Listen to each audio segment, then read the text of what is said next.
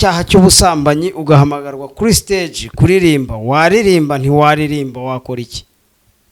ubwo nubatse. None se ubwo waba utaragumiwe? Oya. Waba waragumiwe kuko urumva ikiyoni ngo gipfa gikuze kandi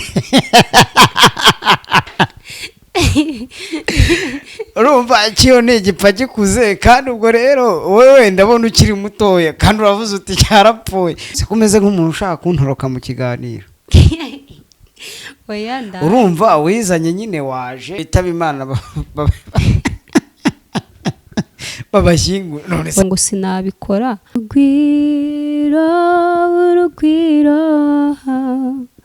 Urugwiro Family TV bafite ibikorwa byiza, nimuze mwese mwurebe.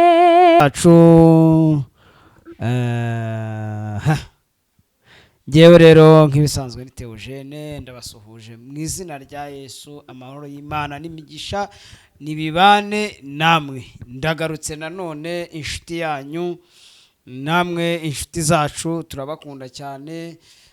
Ngarutse nitwa Theogene, ntago ndahindura izina ariko ndaza kuzarihindura vuba aha ngaha. Ndimo ndumva hari ikimana igomba gukora kigomba gutuma izina rihinduka. Nawe ahari ushobora kuba ufite izina witwa, nawe ukaba wumva ufite inzozi yuko rigomba guhinduka. Nawe rero rihinduke mu izina rya Yesu. Rero nagarutse ku urugwiro rwacu, urugwiro rwanyu. Imana nibahereza umugisha, mwebwe mwakoze subscribe, mwebwe musharinga ibiganiro byacu kugira ngo tubashe kugera kure. Nukuri rwose ibihumbi n'ibihumbi mudukurikirana, muri abantu benshi, muri abantu b'indashyikirwa. Imana nibahereza umugisha. Uyu munsi rero, uyu munsi ntabwo ndi buvuga itariki kuko namwe itariki murazifite mu matelefone yanyu, mu masaha yanyu, ariko icyo nzi cyo ntabwo uyu munsi ibisanzwe.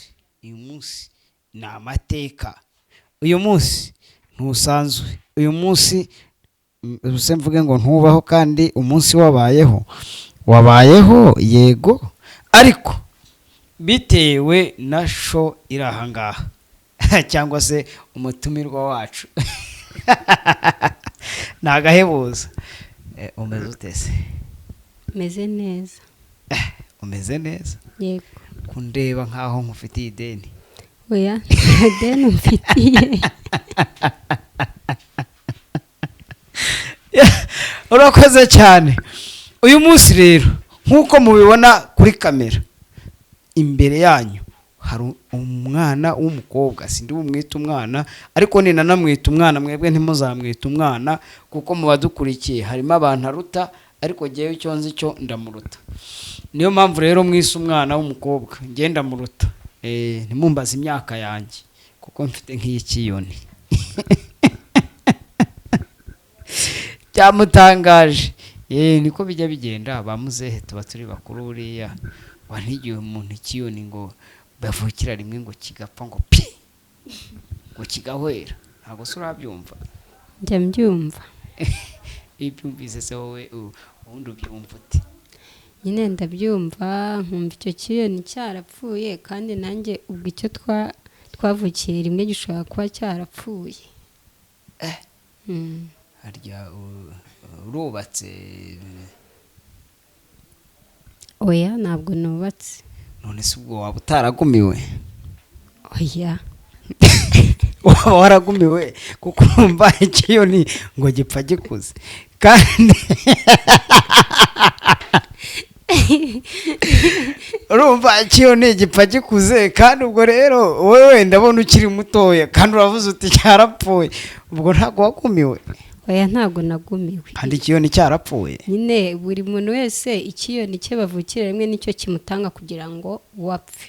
Nawe wapfe, ariko ikiyoni nicyo kibanza. None wowe cyawe cyarapfuye? Cyarapfuye. None se ugiye gupfa? Urapfa mu kanya rero. Sinabimenya gahunda y'Uwiteka, ariko ndumva igihe cyo gupfa atari iki.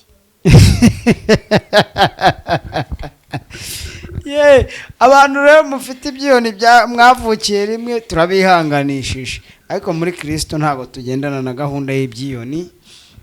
Kari akaciyeho niko bavuga, kuko ibiriho kandi biranavugwa bikanaganirwa, uko niko kuri. Rero ubu ngubu aka kanya reka tubanze tumusabe abanze atwibwire. Ese ubundi gira ikivugo? Ikivugo ntacyo ngira. None se urabigenza ute? Ugiye kwivuga ute? Ngiye kwivuga mu mazina yanjye.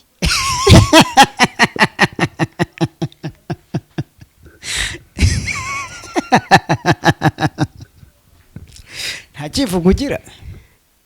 Nta kivugo ngira, ariko ngiye kwivuga mu mazina yanjye. Amazina yanjye nayo ni ikivugo. Oya. Ufite amazina afite nko kuyavuga bitwara iminota ingahe? Mike cyane. Ese ubwo cyaba ari ikivugo? Ikivugo cy'isegonda ntabwo kibaho.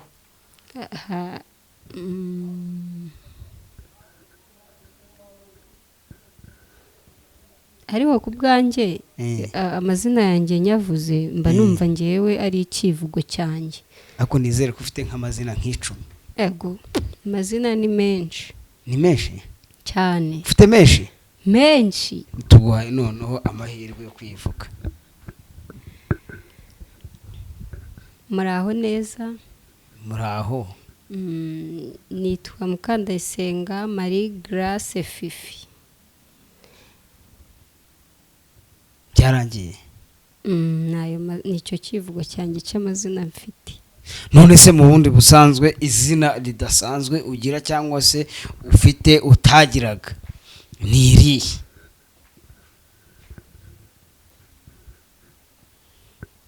Njye mba nigendagendera kuko njye simboshye.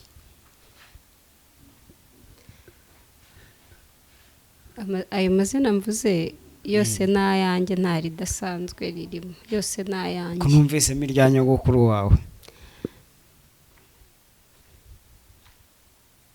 Harimo iryo numvise ritari iryawe. Naho se Mukandayisenga uramuzi?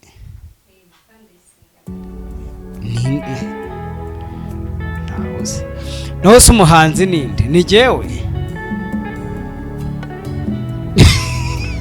None se iryo zina ryo ntabwo ari iryawe? Iryanjye.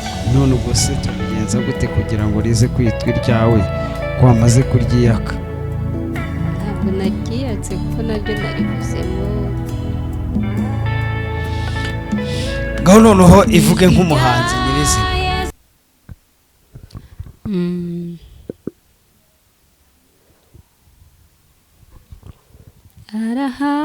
Arahamagara abatuye mu isi bose, abakomeye aboroheje, abahamagaza ineza ye. Arahamagara abatuye mu isi bose, yego nanjye naje nitabye. Nitwa Grace ku izina ry'umuhanzi, nkaba mfite indirimbo yitwa Karame. Mbabarira, nta ndirimbo nagusabye. Ntabwo hano turi muzasabwe, nta ndirimbo nigeze ngusaba. Nigeze ngusaba indirimbo? Oya. Ubu urabigenza ute kugira ngo indirimbo isibe umpaye ntayo gusabye?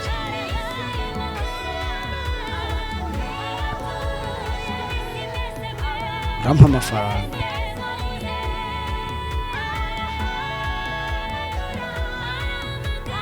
Urampa amafaranga? Urayampa ntayo umpa?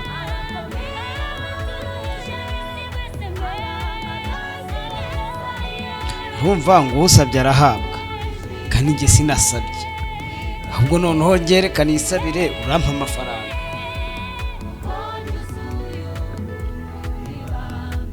Niyo ntayo mpa ndakwirukana mu kiganiro. urayampa ntayumpa.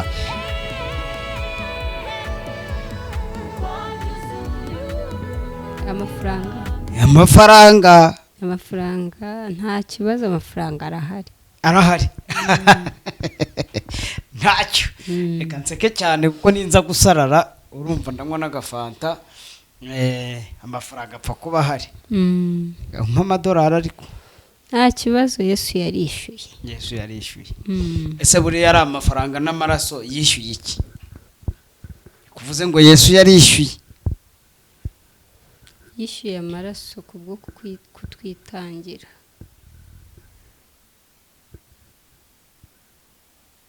Muri ayo maraso tuboneramo ibintu byinshi. Urakoze cyane. Noneho ubaye umusangwa, ubu tugiye kuganira nk'umusangwa. Twamaze kumenya yuko witwa Marie Grace. Yego. Ko ndiba ushaka kurira se ni amahoro? Oya, ntabwo nshaka kurira. Hari sinzi, wasanga twanaganiriye kenshi nkanyuzamo nkanatukana, ariko njye nkwisaba imbabazi, ndabona ushaka kurira. Oya. Se kumeze nk'umuntu ushaka kuntoroka mu kiganiro. Oya, urumva wizanye nyine waje, kandi kuba waje ubu ngubu nta burenganzira ufite. Ubu ngubu mbese umeze nk'umuntu ufunze. Ariko wavuze ngo hari ubutumwa wazaniye abantu. Tubwize ukuri koko, nibyo? Yego. Ubu ngubu ufite envelope irimo ubutumwa? Ndayifite. Ngo duhe kuri iyo envelope.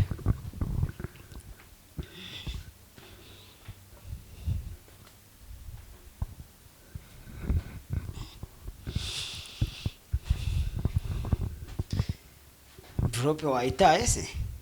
Oya.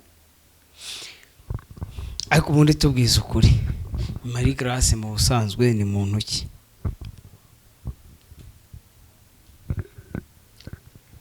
Marie Grace mu busanzwe ni umuntu ukunda Imana, agakunda n'abantu.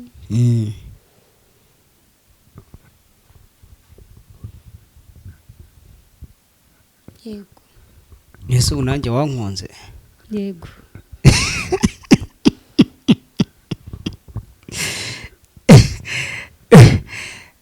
Nese habaho n'abantu banga Imana?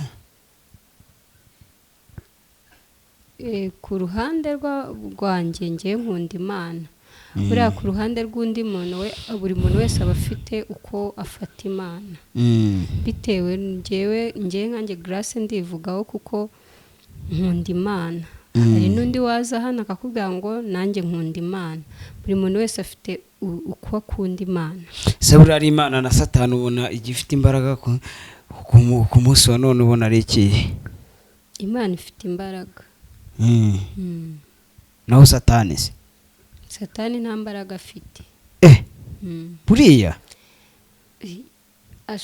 umuntu ashobora kubirebesha amaso. Hari ukuntu umuntu arebesha ibintu amaso akavuga uti ibi bintu bimeze gutya na gutya, ariko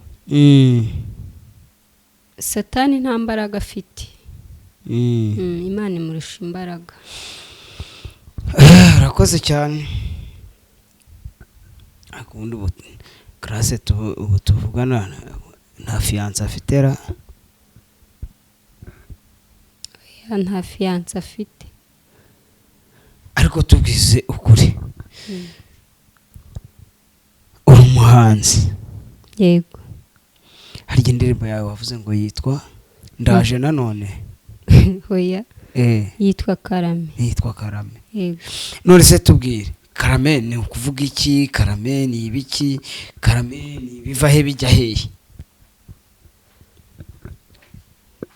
Karame hari ukuntu umuntu yicara akareba indirimbo ashobora guhimba imunogeye akumva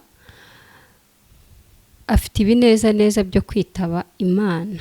None hari ukuntu ushobora kuvuga ngo Karame ubundi ni nk'umuntu uguhamagaye ukitaba karame. uravuze ngo kwitaba ngagenda kwitaba iki? Imana. none se ko abantu batinya gupfa wowe ukaba ugiye kubabwira ngo nibitaba Imana? Oya, noneho turapfuye turashize.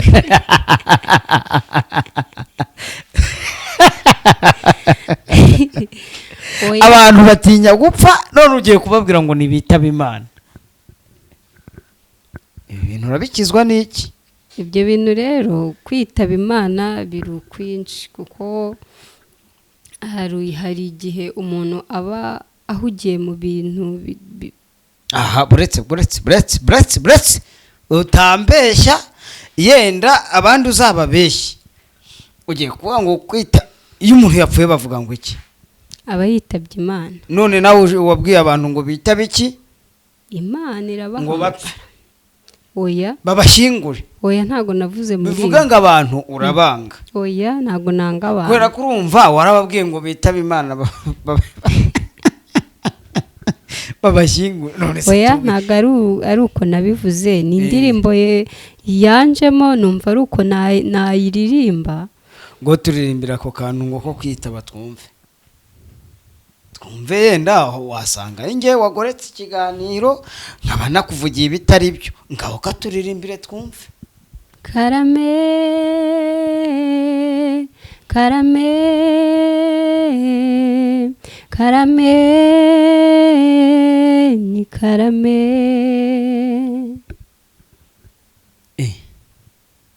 birarangiye nta nubwo umuntu yitaba se. Arahamagara abatuye mu isi bose, abakomeye aboroheje, abahamagaza ineza ye. Arahamagara abatuye mu isi bose, abakomeye aboroheje, abahamagaza ineza ye. abahamagaza ineza ye. Yego. rata urumva igihe cyose twaganiriye ukajya utubwira ngo twitabe ntabwo twigeze tumenya iby'ineza. ariko none umenye yuko ngo abahamagaza iki? ineza ye. rero Grace, Karame. turagira ngo tukubaze ikibazo, cyangwa se dushobora kukubaza kimwe cya bibiri cya bitatu, sibyo? Yego. ko hari ikintu cya mbere gihari. inshuro nyinshi iyo umuntu akiri hasi akazamuka akiri umukobwa, ko usanga gushaka cyangwa se gushinga urugo bigorana, uraza kubyitwaramo uti. icyo ni kimwe. ikindi cya kabiri, ariko ntacyo, ikindi cya kabiri ndakikubaza umaze kunsubiza icyo ngicyo. Rero ibyo gushinga urugo kuko ntarabigeramo sinabivuga, nyine ndacyari umukobwa, ariko nizera yuko iby'Imana ishaka ari byo ikora. rero muri ibyo byose umuntu muri ibyo byo kuririmba ndetse no gushaka, yego, ibyo byose Imana niyo ibi bifite mu mugambi wayo. ese tubwire, ubona ari iki gikomeye mu ndirimbo wakoze, cyangwa se muri hari audio wakoze, hari na video wakoze, ubona ari iki wabonye abahanzi babarusha? Icyo baturusha ni uguhimba indirimbo zabo, bakazishyiraho umutima, bakazishyiraho n'umwanya wabo. Ni icyo ngicyo nabonye baturusha, kuko abantu bahimba indirimbo barakomeye, n'abafite n'imbaraga zo kuzisohora baba bakomeye. Kuko narabikoze mbona ukuntu bivunamo, ariko nanone bitavunanye cyane, kuko aba ari ibyawe ubikora nk'ibyawe. Ubona imvune ahanini zituruka kuki? Imvune zituruka mu kuguhimba, mu kujya gukora, mbese ibintu byose ntabwo biba byoroshye, ariko kuko uba wabishyizeho umutima n'Imana ikagufasha, ubigeraho. None kuri uwo mwana w'umukobwa kandi ukeneye kuzamuka, ko usanga inshuro nyinshi umuntu kugira ngo azamuke kanyura mu nzira nyinshi, wowe uraza kubyitwaramo ute mu gihe waba ukeneye kuzamuka uhura n'ingeri zitandukanye?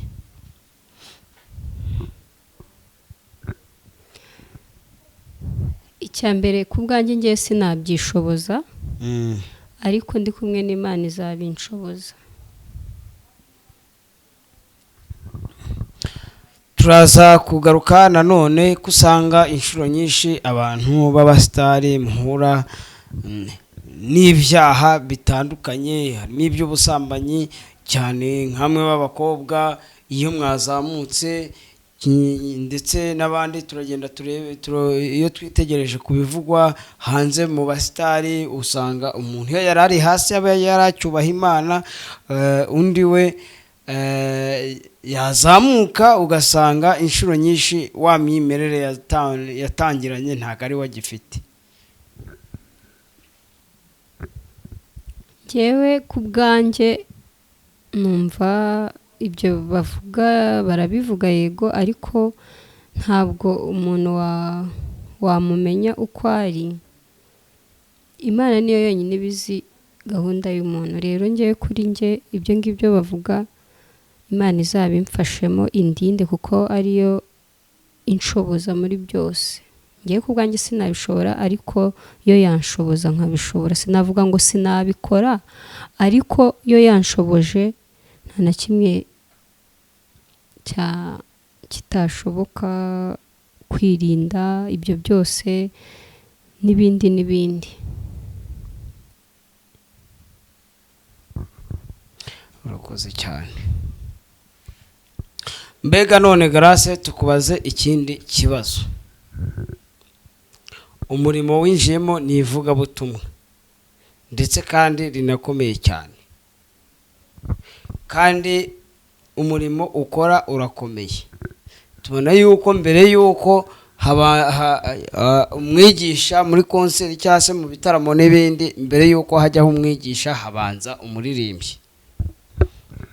Waraye ukoze icyaha cy'ubusambanyi ugahamagarwa kuri stage kuririmba, waririmba ntiwaririmba, wakora iki?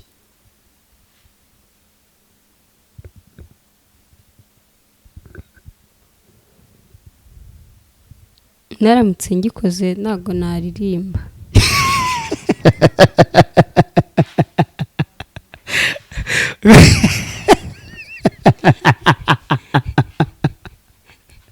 Wabigenza ute ko waba watumiwe mu gitaramo kandi cyatangiye? Rero sinzi ukuntu nabigenza, ariko bishobora kubaho ugasanga waguye muri icyo cyaha. Ariko ku bwanjye njyewe nagikoze ntago naririmba, kuko n'icyaha Imana yanga urunuka. Kubera icyo utaririmba rero noneho kwaba watumiwe abantu bategerejeho ubutumwa bwawe, kandi byakorewe ahantu hatagaragara, kandi abantu bicaye muri sale bagutegereje, cyangwa se reka tuvuge mu rusengero kugira ngo uze kubyumva vuba.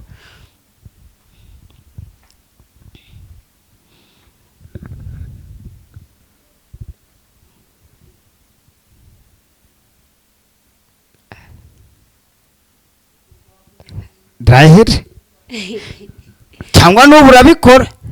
Ndabona watinye, ushobora kuvuga uti ahari n'ubutumwa nzanye ko ndeba bupfuye, ikiganiro tugisoze.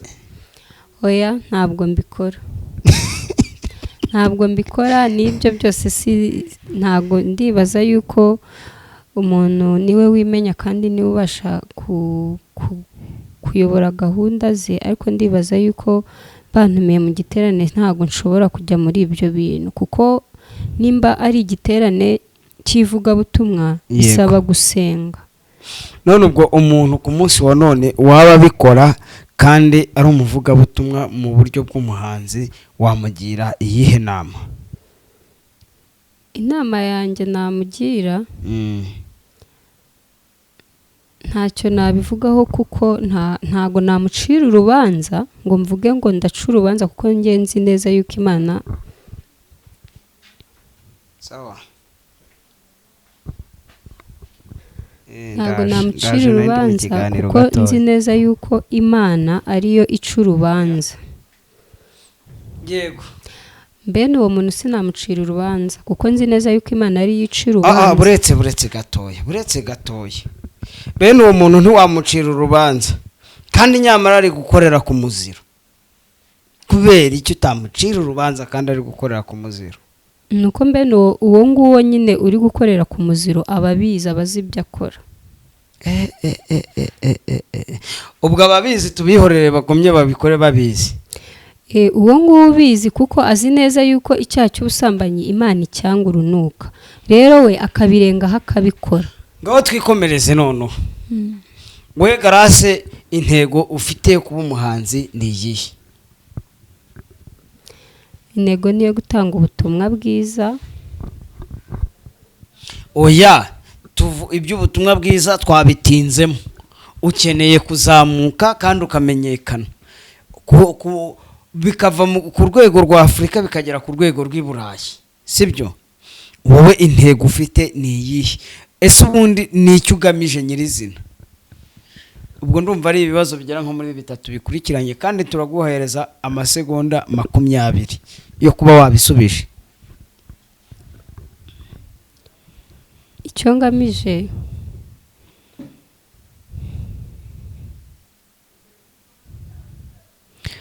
Mami indagara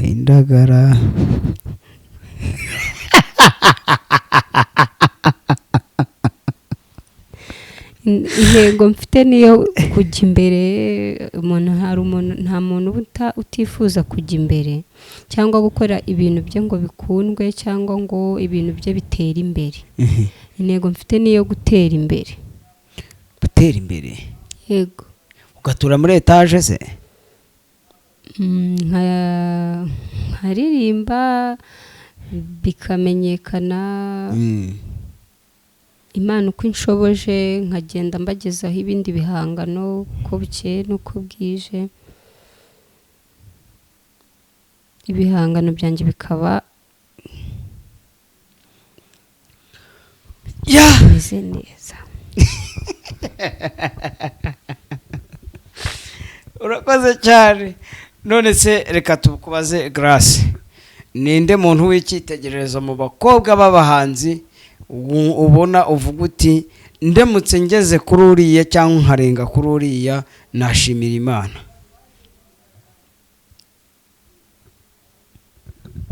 Mu Rwanda? Turabanza mu Rwanda kuko turi mu Rwanda n'ubundi.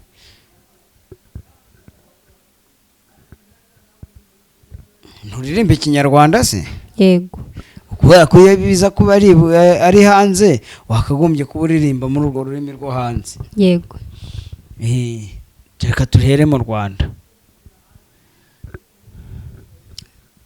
Hari bano bakobwa babiri. Bitwa nde? Hari Vestina na Dorcas. Aha, urakoze cyane.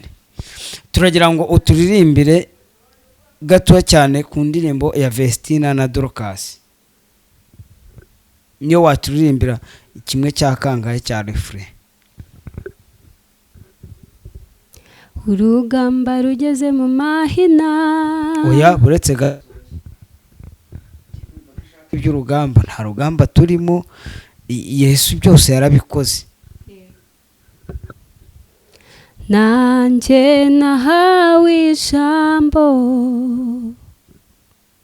kuko byemewe na nyiri ijambo. Nanjye nahawe ijambo kuko byemewe na nyiri ijambo. Umutima wanjye wawujuje amashimwe, akanwa kanjye nakukuzuza indirimbo. Aho byari bigoye waratabaye, warakoze mwami. Urakoze cyane. Noneho reka tukubaze nanone ikindi kibazo mu rwego rw'isi yose mu bijyanye no kuririmba. Tubwire nk'abantu waba ushimira igikorwa baba barakoze cyangwa se ubutumwa bwiza waba ubashimira mu buryo bujyanye n'indirimbo.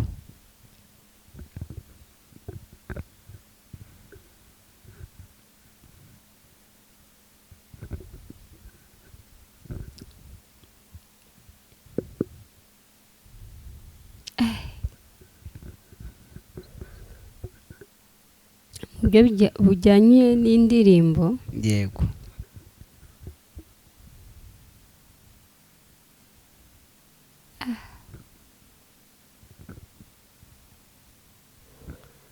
Noneho reka twongere tugaruke, ntacyo, reka twongere tugaruke. Mbese nka Garasi, ejo mu gitondo uramutse ushatse umugabo akakubwira ati uhereye none witwa umugore wanjye, ntabwo wemerewe kongera kuba umuhanzi, wabyitwara mote?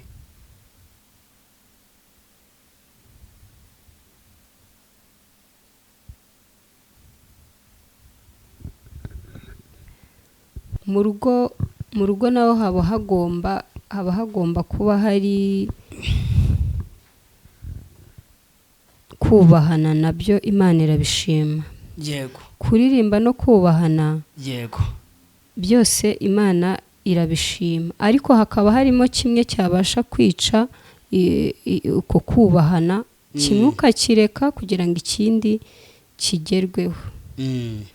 Rero numva icyo yaba ashaka, kuko umuntu iyo akubwiye ikintu bwa mbere urabanza ukicara ukabanza ukamutega amatwi, icyo adashaka ukabanza ukacyumva, wamara kucyumva ukicara, nimba twabirenze ibyo ngibyo. Icyo twamaze kumva cyo wavuze uti jyewe umugabo nawe namushatse mukunze nahitamo kumwumvira, kandi nabyo ni byiza kumvira, n'ubundi biruta ibitambo. N'igihe yenda umuntu yasenga Imana na bya bindi byari byaranze bikemera. Yego.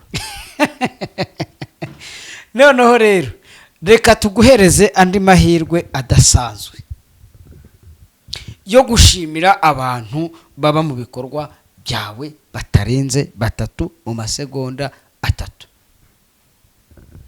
Nutinda ubwo biraba byarangiye. Ndashimira Emi, niwe ukunda kumfasha mu bintu byose ngeraho, akunda kumfasha akandwanira ishyaka. Yego. Ndamushimira cyane, Imana imuha umugisha. Yego. Ni wowe nguwo. Ni wowe nguwo. Urakoze cyane. Noneho turagira ngo rero noneho ugire ikintu ubwira abakunzi bawe, uba cyangwa se ugire n'ikintu ubasaba mu masegonda 3. Ndabashimira cyane kubwo kunshyigikira, mwarakoze.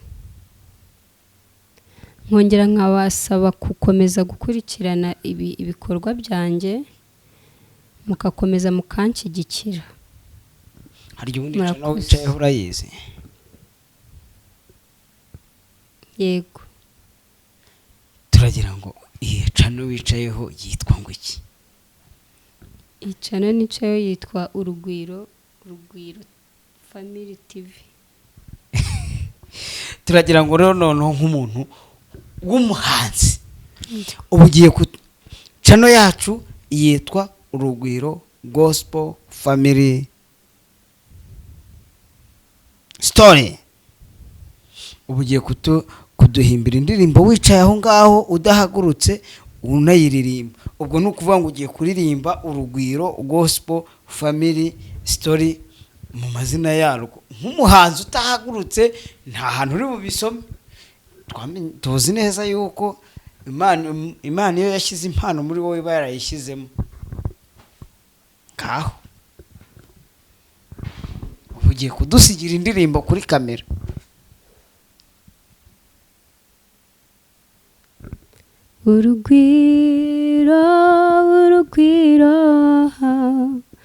Urugwiro Family TV, bafite ibikorwa byiza, nimuze mwese mwurebe. Urakoze cyane. noneho rero reka tuguha andi mahirwe y'uburyo watanga umurongo wawe cyangwa se aderesi wakenera gusura channel yawe, wakenera kugutera inkunga mu bikorwa ukora, umuntu wakenera kugusapotinga ibitekerezo.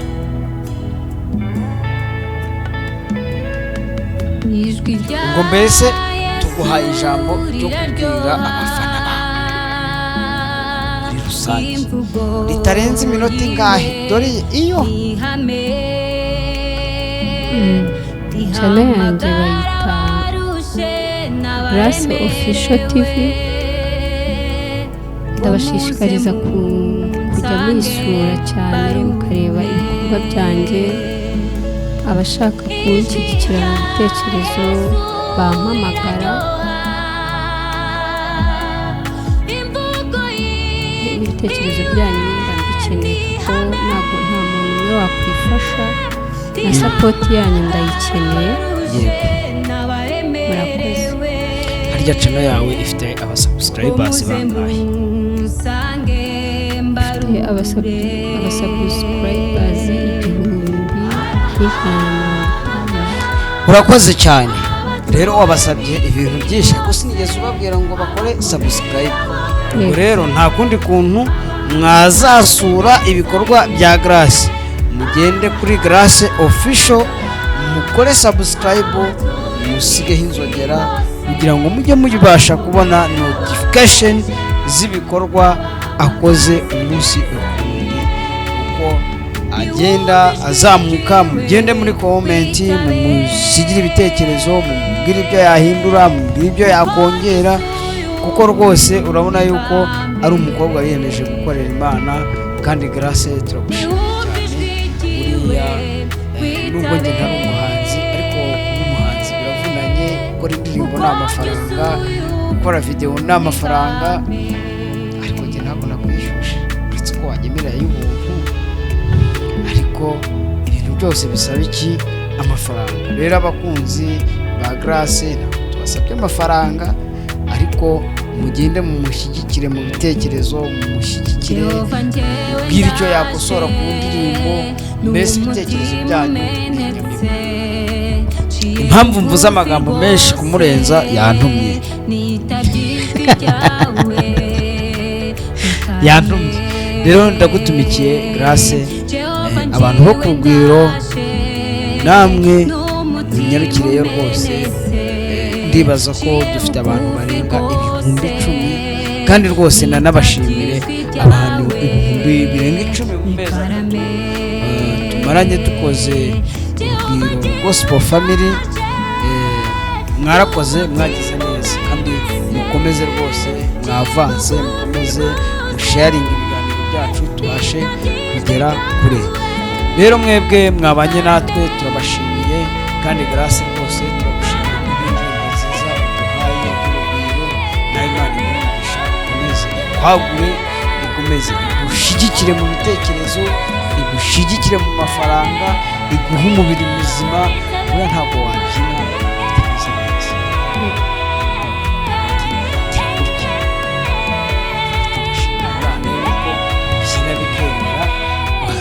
Ashimira Imana yuko mbyina bikemera.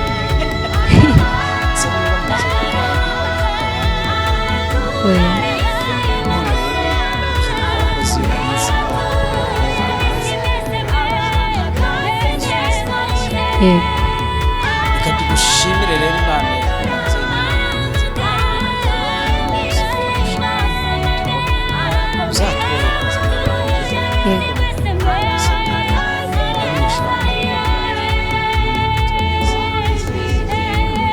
rero reka tubashimire bagize neza, kandi twibagiwe tutigeze dukora, ntabwo tugeze dusengera cyane, byagenze neza. Noneho reka tugusabire, ugiye gusengera. Iki kiganiro cyatangiye neza kandi